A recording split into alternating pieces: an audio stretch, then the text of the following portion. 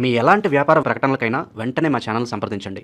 అందరికి నమస్కారం, నేను శిరీష. ప్రస్తుతం మనతో పాటు ఉన్నారు ప్రముఖ ఆధ్యాత్మికవేత్త, జ్యోతిష పండితులు, వేదిక ఆస్ట్రాలజర్ అవినాష్ దాస్ గారు. గురుగారితో మాట్లాడదాం. నమస్కారం గురుగారు.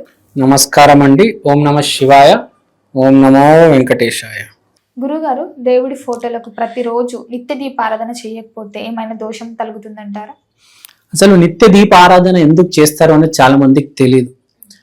అగ్ని అనేది ఒక వైటల్ సోర్స్ ఆఫ్ ఎనర్జీ. మనము ఇక్కడ నుంచి దైవానికి ఒక మెసేజ్ పంపించాలంటే పంచభూతాలు ద్వారా పంపించాలి. దానిలో అగ్ని నంబర్ 1. సో మీరు పూజ చేసేటప్పుడు ఆ దీపం అనేది కంపల్సరీ ఉండాలి, వెలుగుతూ ఉండాలి. పూజ అయిన తర్వాత మీరు దాన్ని ఎంతసేపు పెడతారు అనేది తర్వాత. మీరు పూజ చేసేటప్పుడు మీరు ఏదైతే చెప్తున్నారో అది పైన దేవుడి దాకా వెళ్ళాలంటే ఈ పంచభూతంలో మొదటిది శ్రేష్టమైనది అగ్ని తీసుకెళ్తుంది. కాబట్టి పూజ చేసేటప్పుడు కంపల్సరీ దీపం వెలుగుతూ ఉండాలి.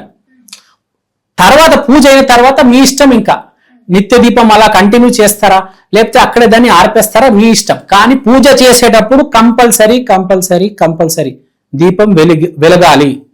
అది ఆ టైంలో దీపం ఆరిపోవడాలు అవన్నీ జరగకూడదు. దాన్ని జాగ్రత్తగా కాపాడుకోవాలి.